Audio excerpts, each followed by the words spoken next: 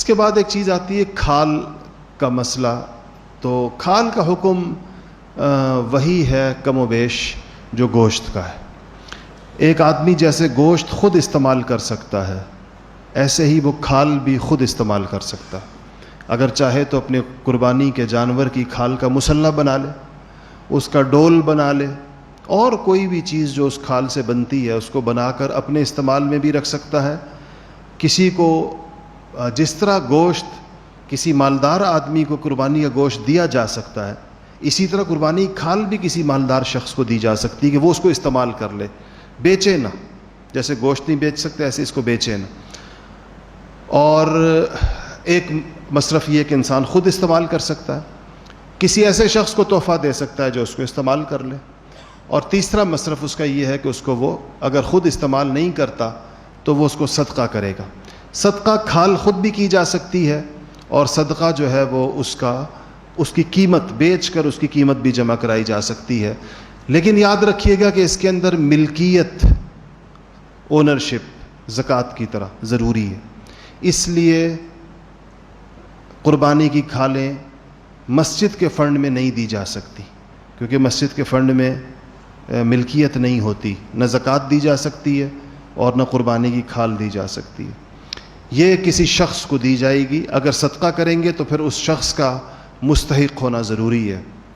اس میں ہمارے ہاں عام طور پر مدارس دینیہ کی طرف سے اس کا اہتمام ہوتا ہے, اور میں بھی اسی کو ریکمینڈ کرتا ہوں کہ دینی مدارس کے ساتھ تعاون کرنا چاہیے. اب تو خیر ایک بڑے منظم منصوبے کے تحت کھالوں کی قیمتیں گرا کر مدرسوں کی فنڈنگ کو روکنے کی کوشش ہوئی ہے پچھلے 2-3 سالوں میں. اور وہ کھال جو کسی زمانے میں 2200, 2500, 2800 کی ہوتی تھی, آج کل وہ 200, 300 روپے کی ہوتی ہے عید کے دنوں کے اندر.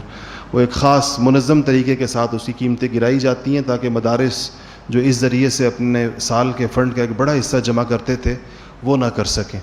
تو بہرحال مدارس کو دینی چاہیے, اس کے اندر علم کی ترویج بھی اور طلبہ علوم دین کی خدمت بھی, اور اس میں صدقہ بھی ہو جاتا ہے.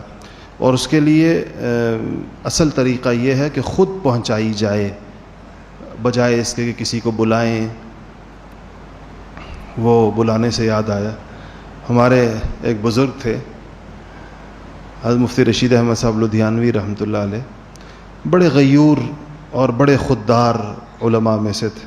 مدرسہ تھا ان کا, تو کسی نے فون کیا کہ مولانا کسی بندے کو بھیج دیں جو ہمارے گھر سے کھال اٹھا لے.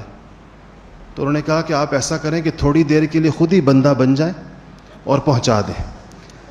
تو بندے کو آپ بندہ بن جائیں تھوڑی دیر کے لیے اور آپ پہنچا دیں کھال جہاں پر پہنچانی ہے, تو ہمارے ہاں سے کوئی نہیں آئے گا. تو اس لیے انسان کو خود بندہ بن کے کہیں پہنچا دینی چاہیے بجائے اس سے کہ لوگوں کو فون کرے کہ کسی بندے کو بھیج دیں اور فلانے کو بھیج دیں. ان چیزوں کے اندر تعظیم کا, توقیر کا, ان چیزوں کا خیال رکھنا چاہیے. جی رفاہی تنظیموں کو دے سکتے ہیں جن کے بارے میں یہ پتہ ہو اور 100% یقین ہو کہ کھال اپنے مصارف پہ خرچ ہوگی. اس میں بہت سارے ادارے ایسے ہیں جن کے ہاں زکوٰۃ, صدقات, صدقات واجبہ, عطیات, ان کا الگ الگ نظام نہیں ہوتا, مکس ہوتا ہے. اب مثلا زکوٰۃ کو آپ کسی اجتماعی مقصد کے لیے استعمال نہیں کر سکتے. مثلا زکوٰۃ کے پیسوں سے ایمبولنس نہیں لے سکتے, پل نہیں بنا سکتے. اس طرح کھال کے بھی مصارف طے ہیں.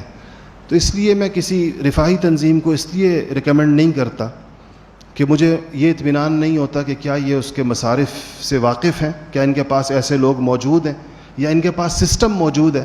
ہم نے تو دیکھا ہے کہ ان کے ہاں بینک اکاؤنٹس بھی زکوٰۃ اور صدقات کے ایک ہی ہوتے ہیں. آپ اشتہاروں میں دیکھیں ایک اکاؤنٹ دیا ہوتا ہے کہ اس میں اپنی اب یہ جب زکوٰۃ اور صدقات اور عطیات مل گئے ایک اکاؤنٹ میں, یہ اس کو الگ کیسے کرتے؟ اس کے تو مصارف الگ الگ, وہ تو ایک چیز ایک جگہ خرچ ہو سکتی دوسری جگہ نہیں خرچ ہو سکتی. اس لیے اس سے یہ بد اعتمادی پیدا ہوتی ہے کہ ان لوگوں کے ہاں اس کا کوئی نظام نہیں ہوتا. یہ سب چیزیں بہت سی جگہوں پر مکس ہوتی ہیں. تو بہرحال میری ریکمنڈیشن یہ ہے کہ مدارس کی خدمت کرنی چاہیے. آپ کے قریب جو مدرسہ ہو جہاں پر بھی ہو وہاں پر اس کا خود پہنچائیں اور جا کر دیں, یا بیچ کر اس کی قیمت ان تک پہنچا دیں تو ان کو اور بھی سہولت ہو جائے گی, ان کے لیے مشکل نہیں ہوگی. اپنے علاقے کے مقامی مدرسے کی خدمت کرنی چاہیے، جو بھی آپ کا جگہ ہو، جہاں بھی آپ رہتے ہیں۔